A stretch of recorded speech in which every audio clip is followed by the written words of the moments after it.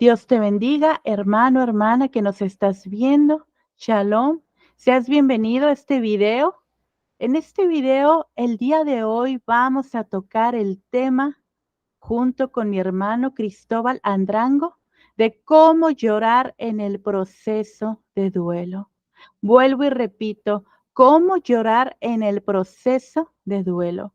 Mira, hay un término que se usa en la tanatología que se llama duelo ausente y te lo voy a compartir después de presentarnos brevemente. Mi nombre es Alejandra Navarro, directora de la Asociación Internacional de Psicólogos y Tanatólogos Cristianos, y me acompaña, es un honor, un verdadero gusto, una verdadera bendición que el día de hoy tenemos por acá, quien nos va a compartir su testimonio, el hermano Cristóbal Andrango, hermano en Cristo y colega también. Adelante, hermano, si se puede presentar, por favor. Un gusto saludarle a la hermana Alejandra. Mi nombre es Cristóbal Andrango. Por la gracia y el favor de Dios, pues he podido ser parte de un ministerio de restauración individual y grupal desde el año 2009. Y creo que en este caminar, pues Dios ha sido formándome como facilitador y como consejero, como terapeuta. Y en ese caminar, pues pude conocerla a través de la asociación y pude participar de un diplomado en consejería cristiana, pues, y esto me ha abierto las puertas para poder compartir y aprender de este entorno de restauración en el cual Dios me ha encaminado. Bien, muchas gracias, hermano Cristóbal. Vuelvo y repito, es un honor, una bendición tenerle por acá, así como también que sea usted miembro de la Asociación Internacional de Psicólogos y Tanatólogos Cristianos. Estoy segura que se darán muchos más aportes además de este, ¿verdad? Y bien, pues nos estará compartiendo, como lo dije al inicio de esta transmisión, nos estará compartiendo el hermano Cris, justamente de cuando él vivió un duelo, el duelo de su padre, y él no podía llorar, él no podía llorar. Y tiempo después él nos estará dando detalles, estoy dando solamente un poco de la introducción, y tiempo después a él le toca atender justamente en una sesión de consejería cristiana a una persona que le sucedía lo mismo, que no podía llorar. Y hago un pequeño paréntesis. A esto nosotros en la tanatología le llamamos duelo ausente. Y el duelo ausente no es más que inhibir nuestras emociones o algunas manifestaciones en el proceso de duelo. Y es algo nocivo, es algo dañino para el alma, para las emociones. Y bien, pues a continuación el hermano Cris nos comparte un poco de esta experiencia. Hermano Cristóbal, adelante, por favor, con este testimonio. Muchas gracias, hermana Alejandra. A ver, le comento, por el año 2008, mi padre fue diagnosticado con fibrosis pulmonar. Es una enfermedad degenerativa que afecta la respiración normal de las personas. Entonces, cuando mi padre es diagnosticado con esta enfermedad, el médico tratante nos comentó todos los parámetros que giran en torno a esta enfermedad y los cuidados que el paciente debe llevar. Una de ellas es, pues, el que de ahí en más el paciente tiene que tener asistencia respiratoria. Esto es un tanque de oxígeno o un compensador de oxígeno eléctrico. Entonces el médico nos recomendó que a partir de ese momento en que fue diagnosticado ya con la fibrosis pulmonar, él necesitaba respirar con ayuda de estos aparatos. Eh, Esto fue en el 2008. Mi papá fallece en julio, 21 de julio del año 2016. Para nosotros todos estos años fue una experiencia difícil, fue una experiencia muy dura. Más sin embargo, nosotros como familia podemos dar testimonio del favor de Dios y su bendición en medio de esta circunstancia. Como familia fue muy difícil porque esta enfermedad provocaba en mi padre que en determinados momentos y con cierta frecuencia él sufra de crisis respiratoria, que eso nos obligaba a llevarlo al hospital. Y, y esto tenía cierta frecuencia y en el hospital él pasaba varios días, 3, 4, 5, 6 días, 10 o hasta 15 días, donde se lo estabilizaba y él podía nuevamente regresar a casa. Y como yo les comentaba en un inicio, pues esta es una enfermedad degenerativa que va agravándose. El paciente va agravando su capacidad de respirar de por sí solo, esto se va dificultando, ya no lo pueden hacer.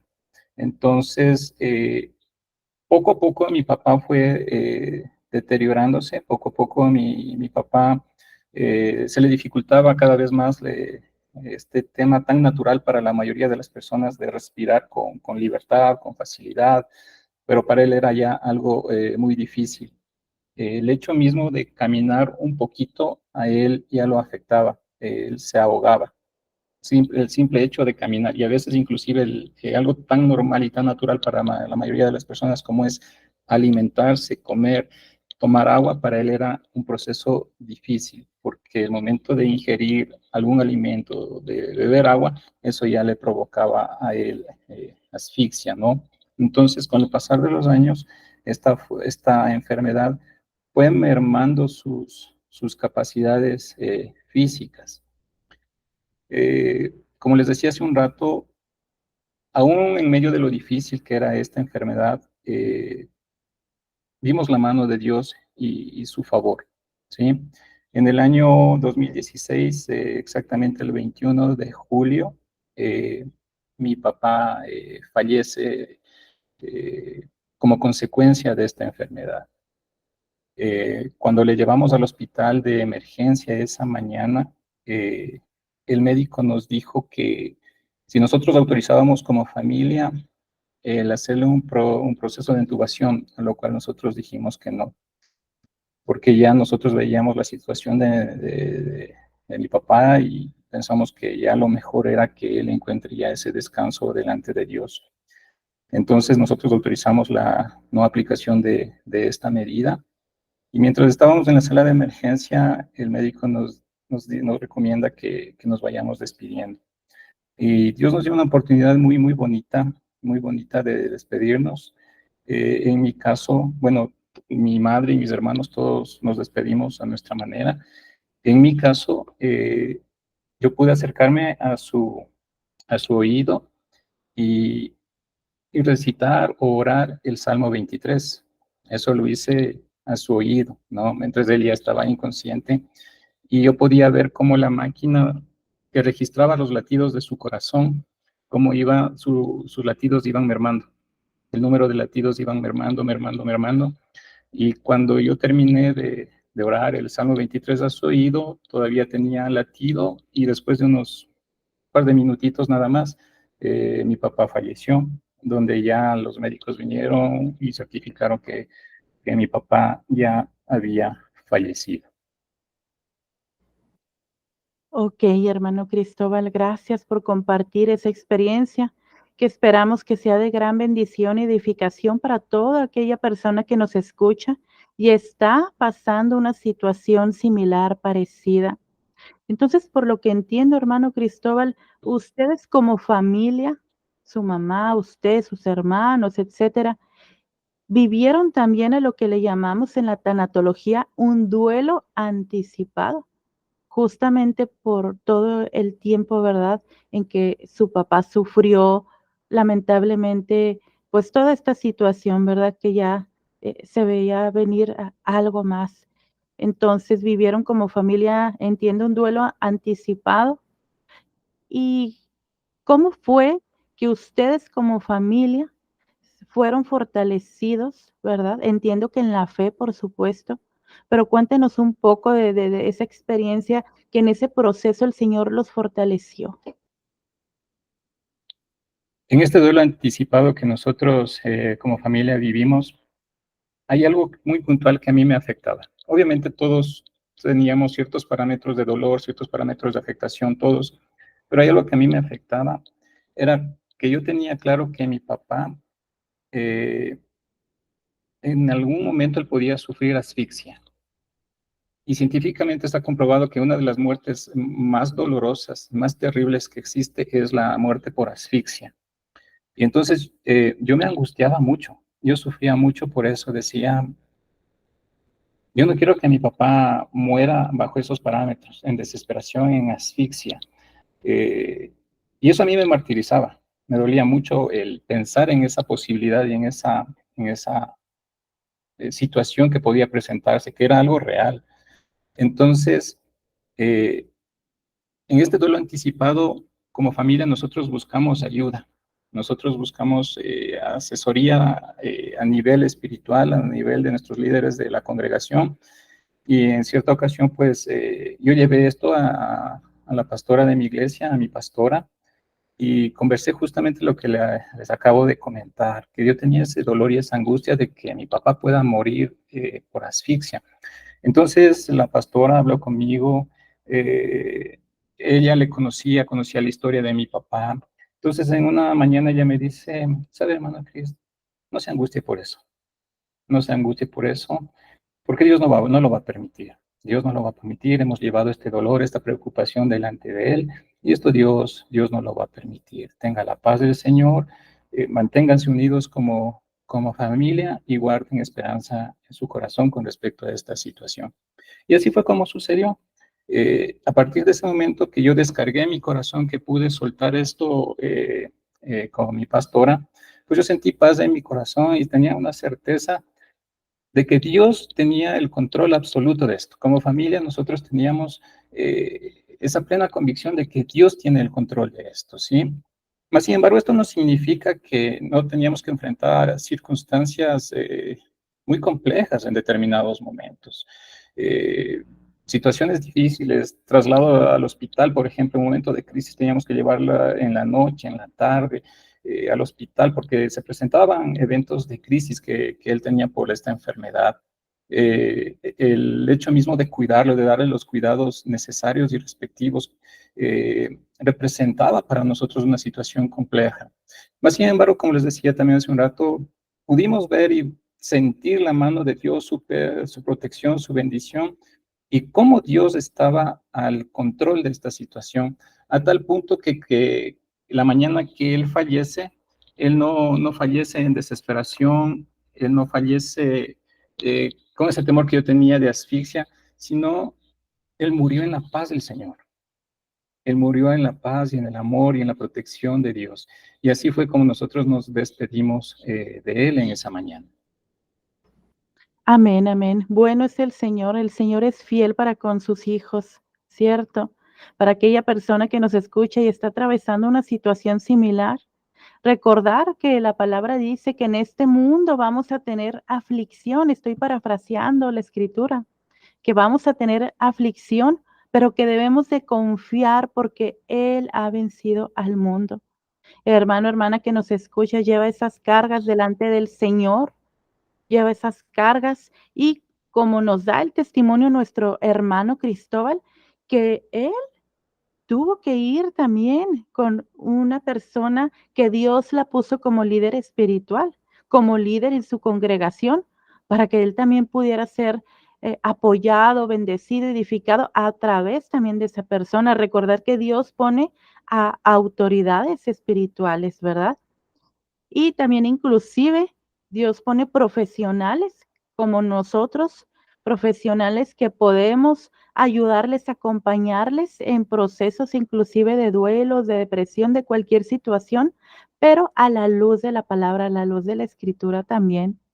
Y hermano Cris, si nos pudiera compartir, ¿verdad? Vamos a tocar un poco de fibras sensibles, por así llamarlo, si nos pudiera compartir cómo fue una vez que su papá parte con el Señor. ¿Cómo fue? Usted nos comentaba eh, fuera de la grabación, justamente que no podía llorar, que no lloraba ese duelo. ¿Cómo sucedió eso, hermano? Bien, ya una vez que que mi padre había fallecido, obviamente la familia nos encontrábamos en un momento de shock, ¿no? En un momento en que es muy difícil asimilar las circunstancias y los entornos que se van presentando. Eh, Obviamente es un momento difícil de llevar, la cabeza está en todo y a la vez en nada en ese momento. Y bueno, se inició pues el proceso legal, el proceso en el tema funerario. eh, y todo se dio como es la normativa. Más sin embargo, yo no había caído en cuenta en ese momento con respecto a un detalle muy importante que tiempo después yo lo pude analizar. Es que yo no había llorado, ¿ya? Justamente por esta situación, estar apoyando a mamá. Somos tres hermanos, dos varones y una mujer. Entonces, obviamente nosotros, mi hermano y yo, buscábamos ser fuertes, ser ese apoyo para mi mamá, para mi hermana. Eh, Cada uno llevó su proceso de dolor, su proceso de duelo en ese momento. Más sin embargo, yo reitero lo que les mencionaba hace un rato, que yo no había llorado, no pude llorar y no lo analicé y no lo vi en ese momento, eh, esta situación que yo no había llorado. Tiempo después, yo me doy cuenta de la importancia de llorar en estos momentos de duelo. Bien, muchas gracias. Y en ese tiempo, ¿usted ya ayudaba también a personas, terapéuticamente hablando, en consejería cristiana? O más bien, a partir de ahí, de su experiencia, el Señor le permitió empezar a ayudar a personas. En el año 2009, eh, yo ingreso a un programa de restauración grupal. Yo llegaba con una situación dolorosa que me tocó enfrentar años atrás y, y obviamente yo buscaba de una u otra manera ayuda. Y gracias a Dios encuentro este programa Clínica de Vida acá en Quito, Ecuador. Así se llama el programa. Es un programa de restauración individual y grupal, Clínica de Vida. Eh, Para eso mi hermano, él ya había asistido a este programa de restauración y él me dice, mira, acá hay un lugar que te puedan ayudar. Entonces yo asisto, en el año 2009, yo ingreso a este programa de restauración. Se termina el mismo, que tiene una duración de 7 meses, un día a la semana. Y al terminar el programa, yo tengo una especie de disyuntiva y de inquietud en mi corazón, el de saber, bueno, ¿qué hay más después de esto? ¿Qué viene después de esto? Tenía esa situación en mi corazón, porque ya Dios había tratado en este programa, ya Dios había sanado ciertas áreas de mi vida, ya Dios había tocado a mi corazón en algunos parámetros de mi existencia. Pero yo me quedé al finalizar este programa, decía, bueno, ¿qué más hay después de esto? Para ello yo tuve la bendición y el favor de Dios de nacer en un hogar cristiano. Sí, yo nací dentro de un seno cristiano, dentro de un hogar cristiano, mis padres eran cristianos, eran creyentes. Entonces yo crecí bajo esos parámetros. Pero obviamente eso no implica que nosotros seamos inmunes a ciertas circunstancias o ciertos entornos que tenemos que enfrentar. ¿Sí? Por algo el Señor nos dice, mira que te mando que te esfuerces y seas valiente, ¿verdad? Porque tenemos circunstancias que enfrentar y en las cuales nosotros tenemos que ser valientes, valientes en Él, con su ayuda. Sí, y el Señor también hace una oración, Padre, no te pido que los saques del mundo, sino que los guardes de Él, ¿no? Dándonos un entorno en el cual nosotros tenemos que tener claro que estamos en este mundo y como tal tenemos que enfrentar circunstancias adversas, dolorosas. Obviamente también hay tiempos de bendición, de gozo, de alegría, pero también hay tiempos difíciles. Entonces a mí una circunstancia muy adversa, muy difícil, me empujó a buscar ayuda y la encontré dentro de este programa. Terminé y tenía esa pregunta de qué hago. Cuando yo me reúno con las personas que hacían de facilitadores, que eran facilitadores del programa de restauración grupal en ese entonces, yo iba con esta pregunta. ¿qué hago de aquí? Entonces estas personas me dicen, hemos orado, hemos pedido a Dios y nos gustaría que seas parte de este programa como facilitador. Entonces dije, wow, yo tenía esa inquietud delante de Dios, ¿qué hay de aquí? ¿Qué hago de aquí en más? Y el Señor ya tenía preparado ese camino. A partir del año 2010, soy parte de este programa de restauración como facilitador. Y en ese caminar, eh, llega el año 2019. Mi papá fallece el 21 de julio del 2016. Para eso yo ya había escuchado y había aprendido con respecto a esto de la importancia de cómo gestionar y cómo manejar de la manera correcta un duelo. ¿Sí? El llorar, el encontrar consuelo delante de ellos. Yo ya había visto estos parámetros, ¿sí? Pero nunca me lo había enfocado desde una manera personal o de una manera apegada a mi realidad en ese momento. No lo había percibido, que yo no lloré. Creí que era algo normal, pensé que era la paz de Dios en mi corazón que había evitado en ese momento que yo llore. Pensaba que era el consuelo de Dios, que Dios estaba sanando mi corazón, que Dios estaba al control, pero no lo había visto eso, desde el lado de la importancia de poder llorar. En el año 2019 llega un varón al programa de restauración grupal.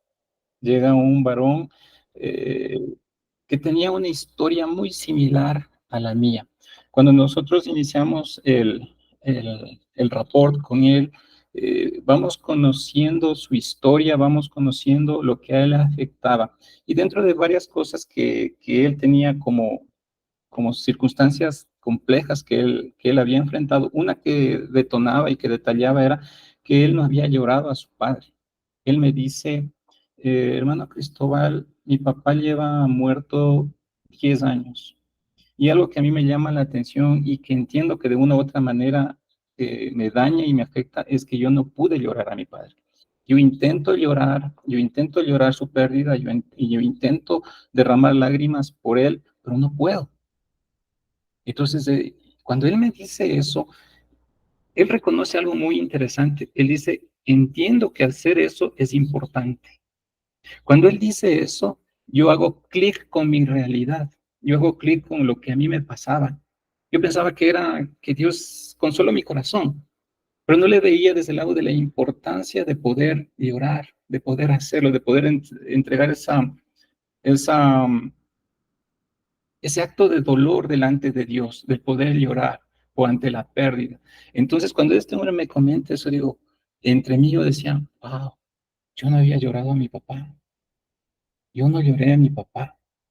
Y mientras este hombre conversaba, a pesar de que no había lágrimas, se podía sentir el dolor que esto le provocaba a este hombre, el seguir atado de una u otra manera a ese dolor, a seguir atado a esa pérdida. No lo había superado y no encontraba esa libertad, que esa libertad que el llanto de Dios da a las personas. Bueno, hicimos el proceso, hicimos el seguimiento con este hombre y, y en una siguiente reunión, para esa siguiente reunión, yo pensaba, yo me quedé tanto con esto en mi corazón, de decir, Señor, yo no lloré, yo no lloré a mi papá y este hombre viene y me dice que necesita llorar y no puede. Para eso entré un tiempo de oración, entré un tiempo de llevar esto delante de Dios. Y a la siguiente reunión que tuvimos con este hombre, cuando comenzamos a hablar de este tema justamente, de lo importante y de lo necesario que era llorar para alcanzar esa libertad delante de Dios, él me dice nuevamente, no, no puedo llorar, no puedo llorar. Es ahí cuando siento en mi corazón, siento en mi vida la necesidad de hacerlo. Entonces es como que sentía, oye, Cris, tú también tienes que llorar, porque tú no lo hiciste, porque tú no lloraste a tu padre. Y es ese momento que yo comienzo a contarle parte de la historia que les compartí a ustedes, le comienzo a contar a este hombre, y es ahí cuando yo comienzo a llorar y a llorar. Y este hombre, al mirarme llorar, él comienza a llorar. Los dos comenzamos a llorar a nuestros papás que habían muerto. Los dos comenzamos a llorar. Entonces, Dios propició un entorno en el cual el primero que tenía que dar el paso para ser sanado era yo, era yo. Una vez que yo doy ese paso para ser sanado, ese hombre también comienza a ser sanado. Los dos fuimos quebrantados en ese momento, lloramos, recuerdo que nos arrodillamos y comenzamos a llorar. Llorábamos y llorábamos.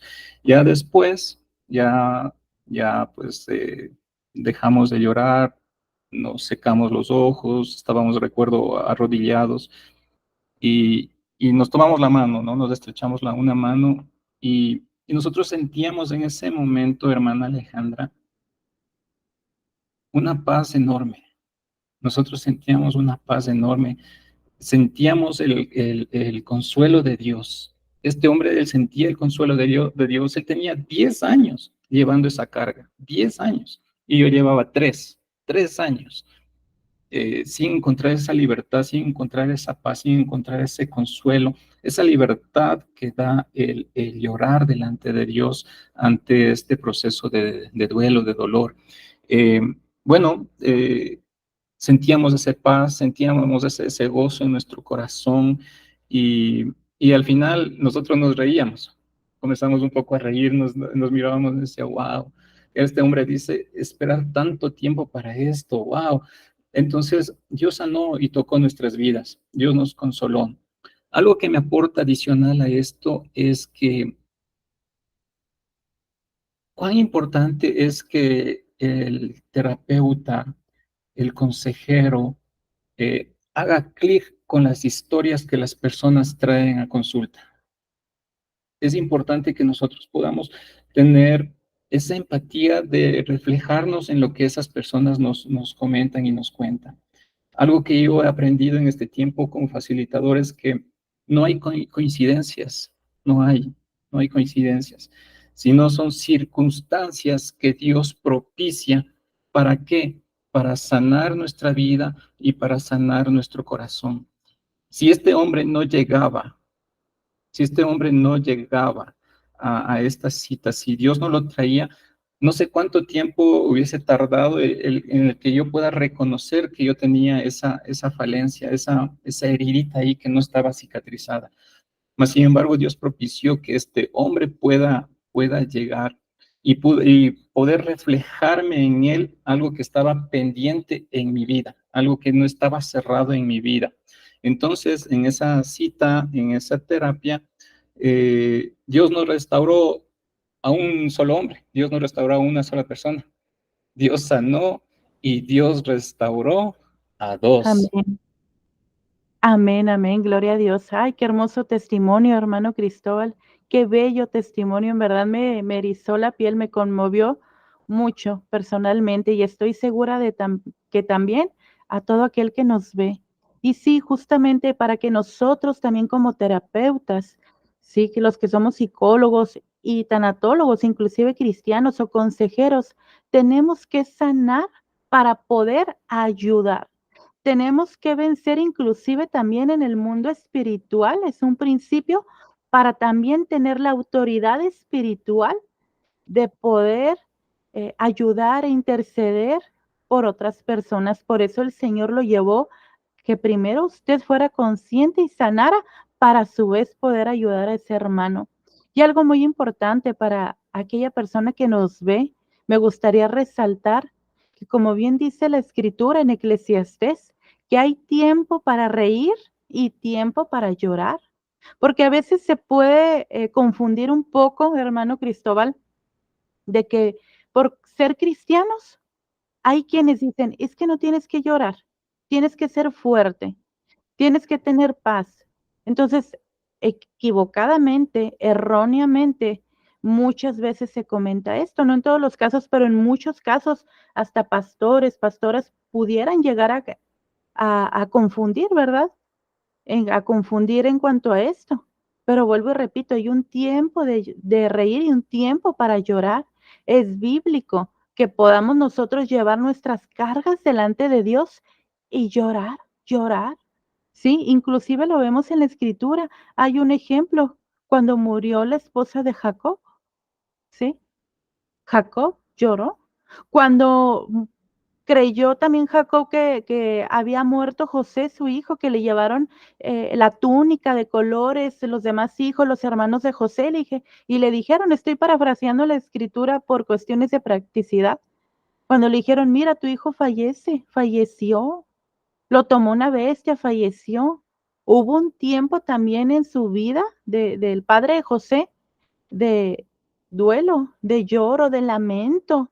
Inclusive en esa cultura, en la antigüedad, ¿verdad? Pues se vestían de cilicio, rasgaban su ropa, se vestían de cilicio, entonces es bíblico, ¿sí?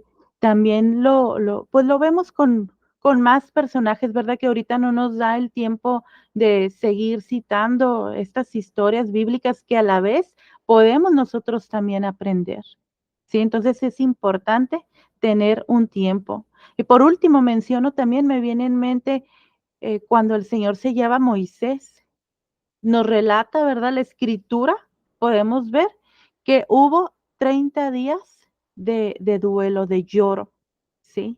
Que ese es un tema muy largo para desarrollar, porque hay personas que inclusive llegan a preguntar, ¿tiene que ser necesariamente 30 días? No, no necesariamente, ¿verdad? Hay un tiempo prudente según la resiliencia de cada persona, como el Señor la vaya fortaleciendo, la persona va saliendo adelante.